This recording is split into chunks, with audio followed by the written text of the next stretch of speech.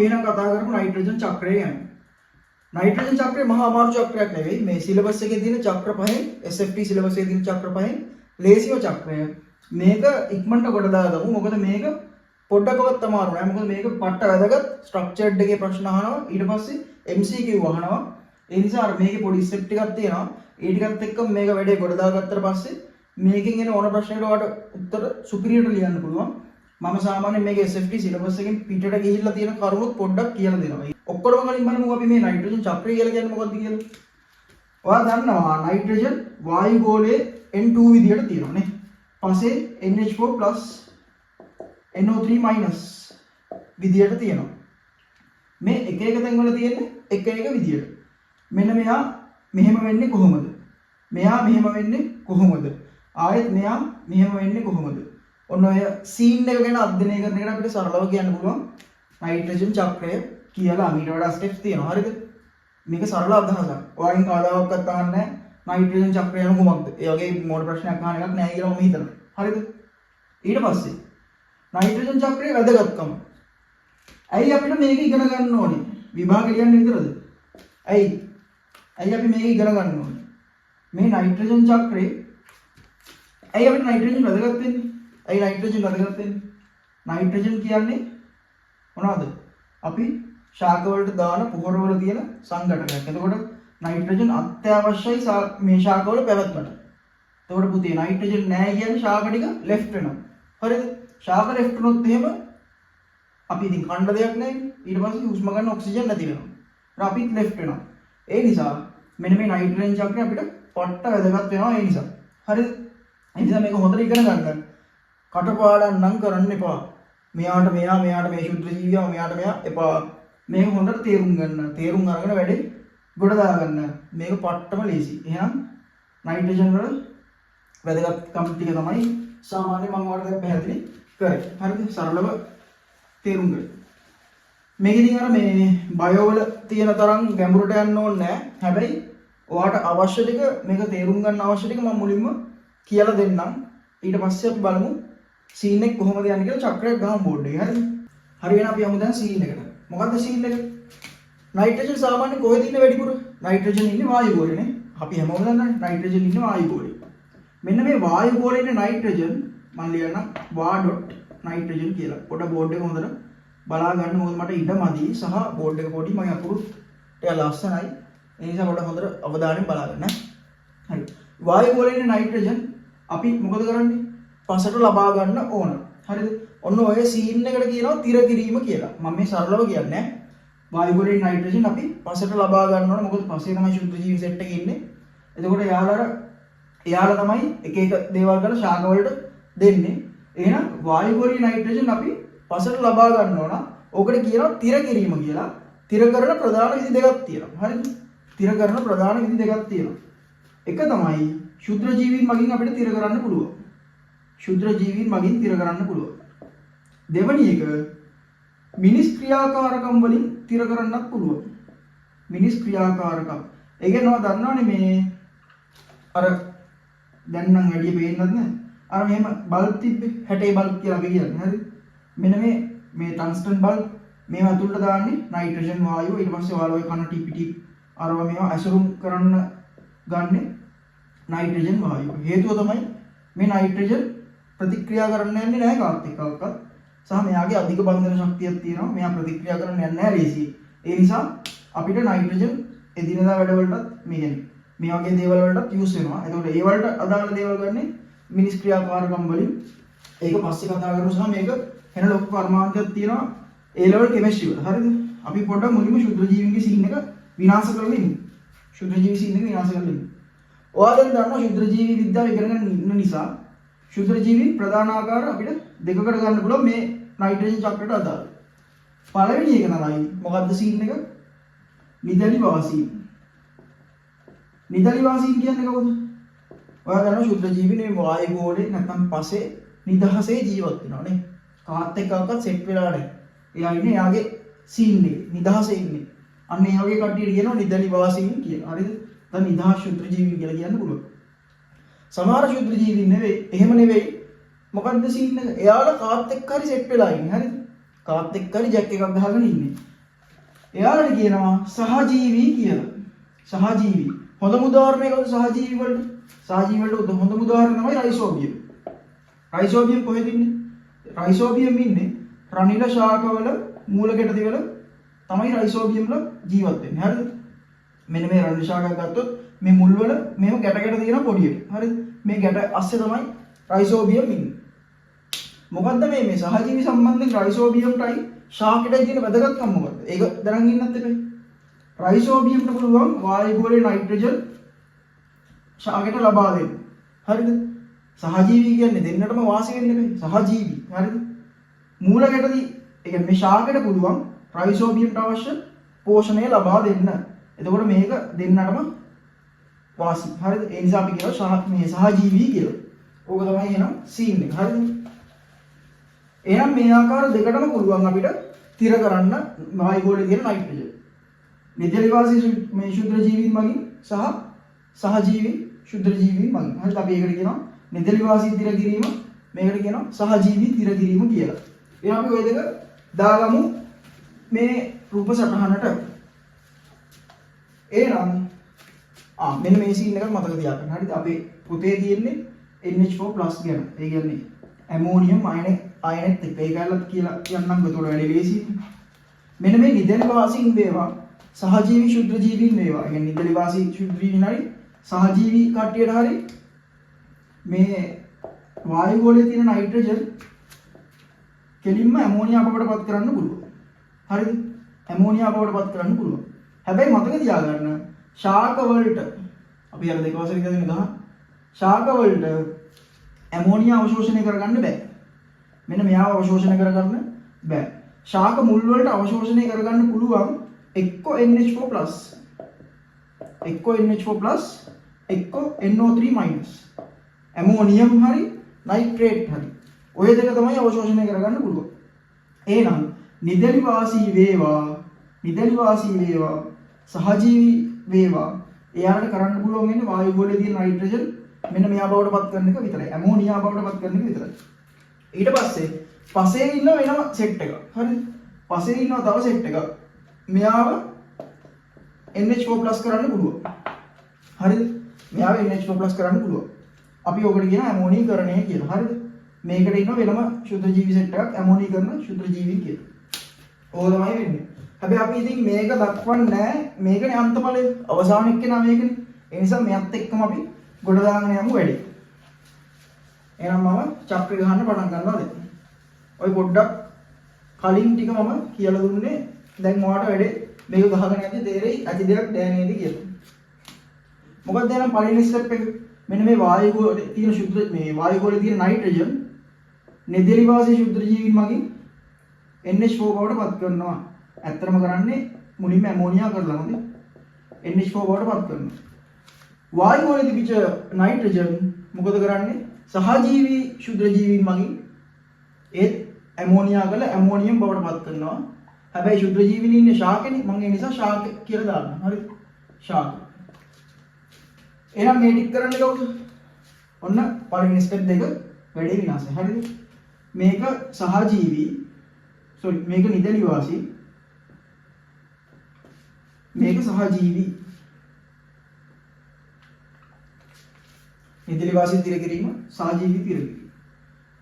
නිදලිවාසී තිර කරන්න දායක වෙන්නේ කවුද? සෙට් එකක් ඉන්නවා. හරිද? අපි සිලබස් එකේ සෙට් එකක් ඉන්නවා.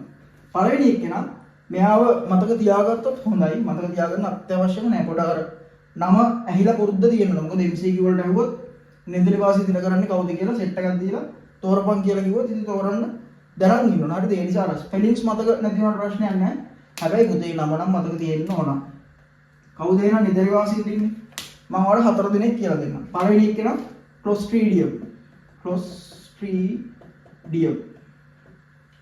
දෙවෙනි එක්කෙනා Acetobacter. තුන්වෙනි එක්කෙනා Anabaena. හතරවෙනි එක්කෙනා Nostoc. මේ හතර දෙනාටම පුළුවන් වායුගෝලයේ තියෙන නයිට්‍රජන් NH4 බවට NH4 නෙමෙයි ඇමෝනියා බවට පත් කරන්න. ඇමෝනියා තමයි NH4 වෙන්නේ ඇමෝනිකාරක ශුද්ධ ජීවීන් මගින් හරි. කෙලින්ම ඉතින් මේක මෙහෙම කියමු. හරිද? ඕගනිතික් සිලබස් එකේ තියෙන්නේ. එහෙනම් වායු ගෝලයේ තියෙන N2 Clostridium, Acinetobacter, Anabaena, Nostoc. මේ හතර දෙනාට NH4 බවට පත් කරන්න පුළුවන්. මේ හතර දෙනාම නිදලිවාසී ශුද්ධ ජීවීන්. ඔයාට ඕන වැඩිදුර කියන්නම් මෙයා ඔක්සිජන් ඕනේ නැහැ. හරිද? නිර්වායු. මෙයා ස්වායු. මේ දෙන්න සයනොබැක්ටීරියා. මෙයා මේ දෙන්න බැක්ටීරියා. හරිද? අපි යමු එහා පැත්තට දැන් සහජීවී. මම ඔයාලට දැන් ඉතින් සහජීවී කියලා දීලා ඉවරනේ. සහජීවී තිර කිරීමට දායක වෙනවා රයිසෝබියම්. රයිසෝබියම් එක්කෙනෙක් මේ නම් මේවා විද්‍යාත්මක නම් හොඳේ. රයිසෝබියම් ඊට පස්සේ ඇසොල්ලා මීවන ශාකයේ ඉන්නවා ක්ෂුද්‍ර ජීවීන්. ඒගොල්ලන්ට පුළුවන් ඇසොල්ලා ශාකයේ ඉන්න මීවන කියලා ලියා ගන්න ඕන නම්. ඊට පස්සේ සයිකස් ශාකයේ තියෙන කොරල් හැඩමුල්. සයිකස් ශාකයේ තියෙන කොරල් හැඩමුල්. මෙන්න මේ කොරල් හැඩමුල් ඔස්සේ ඉන්නවා මෙන්න මේ ඇනබීන සෙට් එක. හරිද? එයාලට පුළුවන්. ඒකත් දාන්න. කොරල් හැඩමුල් වල ජීවත් වෙන ඇනබීන. හරිද? ඔන්න ඔය කට්ටියට සහජීවීව තිර කරගන්න පුළුවන්. මට කියන්නේ මොකද්ද රණිල ශාක වලට උදාහරණ? රණිල ශාක වලට උදාහරණ කියන්නේ බලන්න. කඩල, කව්පි, බෝංචි ඒවා රණිල ශාක වලට උදාහරණ විදිහට ගන්න පුළුවන්. එහෙනම් ප්‍රධාන වශයෙන් අපි ඔන්න වායු ගෝලයේ තියෙන නයිට්‍රජන් ටික දෙවිදියකට තිර කරගත්තා. ඊට පස්සේ මෙන්න මේ ඇමෝනියම් අයන. හරිද? මෙන්න මේ ඇමෝනියම් අයන. ඔයා ලියා ගන්න. ඇමෝනියම් කියලා ලියා ගන්න. හරිද? ඇමෝනියා නෙමෙයි ඇමෝනියම්.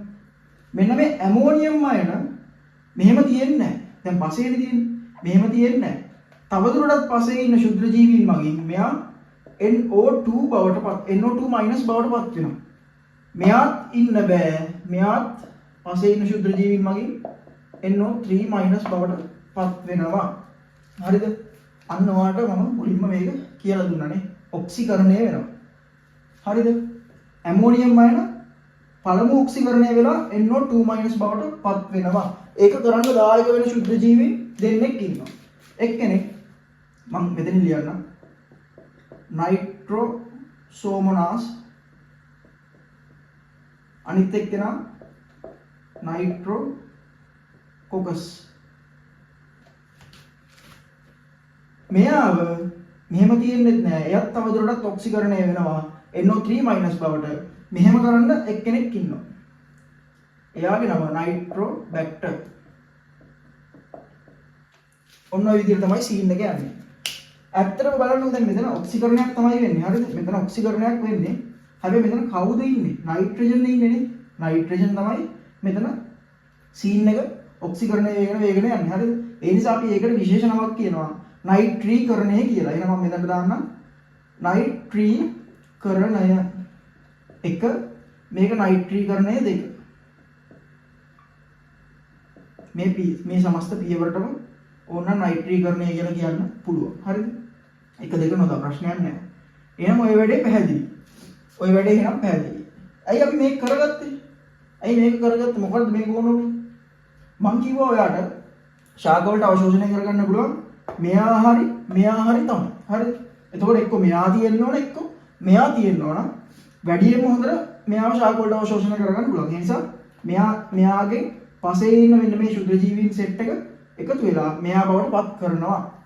ඔන්න දැන් ශාක වලට පුළුවන් මොකද? මෙන්න මෙයාව අවශෝෂණය කරගන්න. එහෙනම් මම මෙතනට දාන්න අවශෝෂණය. ඔයගොල්ලන් සිලබස් එකේ දීලා නැහැ. ඕනනම් කඩිරකින් දාගන්න. මෙන්න මේ වටෙන් මම දාන්නම්. මේකත් අවශෝෂණය තමයි. කඩේ පොඩ්ඩක් වටේ ගියා. මේකත් අවශෝෂණය තමයි. ඕනනම් ඒකත් දාගන්න. ඔන්න හරි.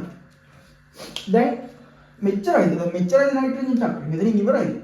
මෙතනින් ඉවර වෙන්නේ තියන්නේ නැහැ. තව තියෙනවා. මොකද්ද තව තියෙන්නේ? ශාක. ශාක වලට මොකද වෙන්නේ? ශාක වලට මොකද වෙන්නේ කාලයත් එක්ක? ශාක කාලයත් එක්ක මිය යනවානේ. මම මෙතනින් දාගන්නම් මල දේහ කියලා. මිය ගියාට පස්සේ මල දේහ කියලානේ කියන්නේ. තව එකක් වෙනවා ශාක වලට. ශාක වලට මොකද කරන්නේ? සතුන් ආහාරයට ගන්නවානේ. මම මෙතනින් දාගන්නම් සතුන් කියලා. ඔන්න ඔහොම. එහෙනම් මේ සම්බන්ධය අපි ලස්සනට පෙන්න ගමු. මෙන්න මේ විදිහට. ශාක සතුන් විසින් ආහාරයට ගන්නවා. ආහාර කියලා කියන්නේ. හරිද? ඊට පස්සේ මොකද කරන්නේ? ශාක කවදා හරි දවසක මිය යනවානේ. ශාක කවදා හරි දවසක මිය යනවා. ශාක විතරක් නෙමෙයි සතුනුත් කවදා හරි දවසක මිය යනවා. එහෙනම් මේ දෙකම මේක පොදුයි. හරිද?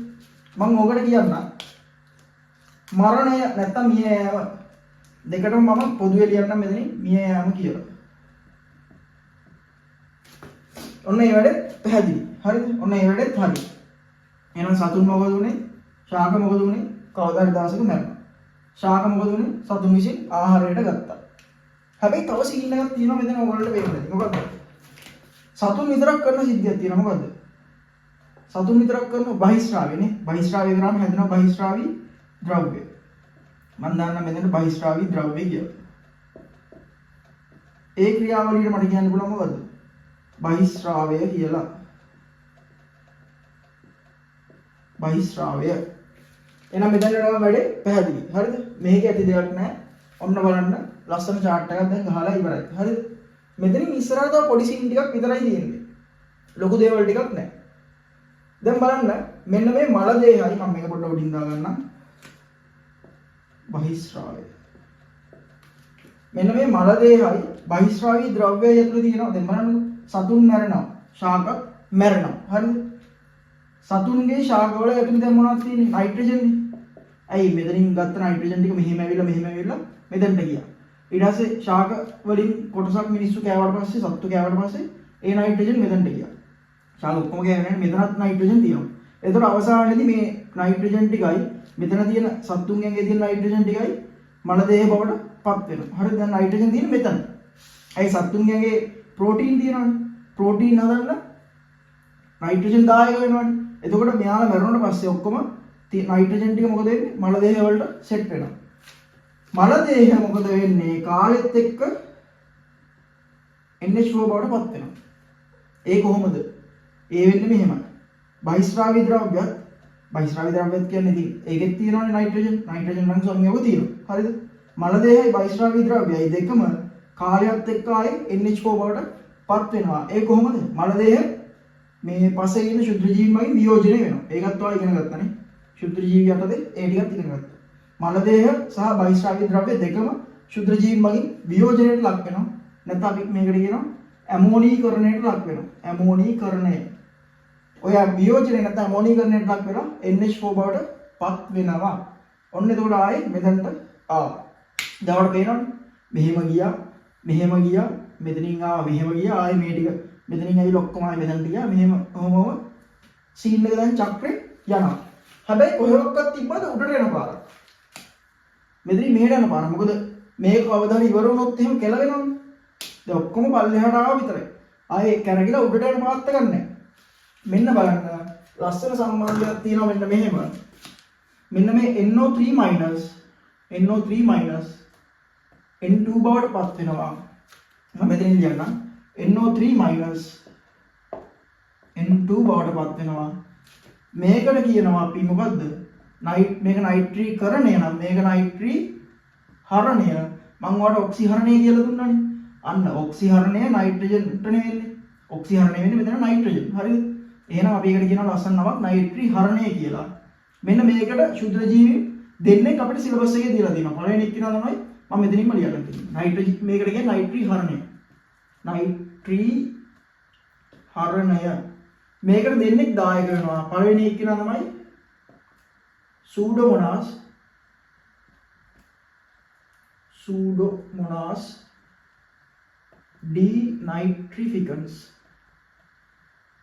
denitrificans. දෙවැනි එක කියනවා thiobacillus denitrificans. මේ ඔක්කොම විද්‍යාත්මක නම ඉරිගා ගන්න. එන්න ඔය තමයි සීන් එක වෙන්නේ. හරිද? එන නයිට්‍රජන් මෙතනින් ආව දෙපැත්තට ගියා. මෙහෙම ගියා. ආයෙ මෙතනින් ආව. ආයෙ මෙහෙම ගියා. කොටසක් මේකත් වෙනවා. හරිද? මේ ඔක්කොම සිද්ධ වෙන්නේ පස ඇතුලේ. ඊට පස්සේ ඔන්න ශුද්ධ ජීවි නිසා වෙච්ච සිද්ධිය හරි. ශුද්ධ ජීවිගේ බලපෑමත් එක්ක chart එක දැන් complete. දැන් අපි බලමු වායු ගෝලයේ ඉන්න නයිට්‍රජන් කොහොමද මිනිස් ක්‍රියාකාරකම් වලින් තිර කරගන්නේ කියලා. ඒක වෙන්නේ මෙහෙමයි. වායු ගෝලයේ ඉන්න නයිට්‍රජන් වායුව අපි හයිඩ්‍රජන් වායුවත් එක්ක ප්‍රතික්‍රියා කරවලා අපි හදා ගන්නවා ඇමෝනියා. ඇමෝනියා හදා ගන්න. මේක හදාගන්නේ හේබ ක්‍රමයෙන්. හරිද? හේබ බොෂ් කියලා වෙනම මේ කර්මාන්තයක් තියෙනවා කෙමිස්ට්‍රි වලට. හේබ ක්‍රමයෙන් අපි මොකද කරන්නේ? ඇමෝනියා හදා ගන්නවා. ඊට පස්සේ මෙන්න මේ හදාගත්ත ඇමෝනියා ජලයේ දිය කරලා NH4OH කියලා මේකට කියන්නේ මොකද්ද? Ammonium hydroxide. හරිද?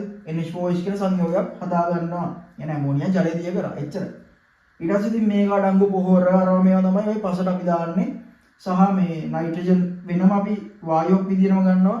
මං කියවර බල් පුරවන ඩිග්‍රී පුරවන සීන් වලට එහෙම ගන්නවා. හරිද? එහෙනම් අපි මේ මෙතන OH කැලේ ගලවලා බලමු. මෙතන OH කැලේ ගලවුවොත් මොකක්ද වෙන්නේ? NH4 කියලා. එහෙනම් අපි වායු ගෝලයේ ඉන්න නයිට්‍රජන් අවසානට මෙහා බවට තමයි පත් කරගෙන තියෙන්නේ. අපිට මෙහෙම ගහන්න පුළුවන් ඊතලේ ලස්සනට ඔයා ගහ ගන්න. මම දාන්න මෙතනට මිනිස් ක්‍රියාකාරකම් කියලා පැහැදිලි අර්ථවලින් ලියලා තියෙනවා. හරිද? මේ සීන් වලට අමතරව තව එක සීන් එකක් තියෙනවා. හරිද? ඒක හරීම මේ විරලයි. يعني එහෙම ලොකුවට සිද්ධ වෙන්නේ නැහැ. ඒක සිද්ධ වෙන්න අකුණු ගහන දවස් ඕනි. නැතුව නිකන් වෙන්නේ නැහැ. ඒක මෙන්න මෙහෙමයි. මෙන්න මෙහෙම නයිට්‍රජන් තියෙනවනේ. මේවා නම් එහෙම ලොකුවට පන්ති වල කියලා දෙන්නෙත් නැහැ. හරිද? මම දැකලත් නැහැ එහෙම කියලා දෙන්න.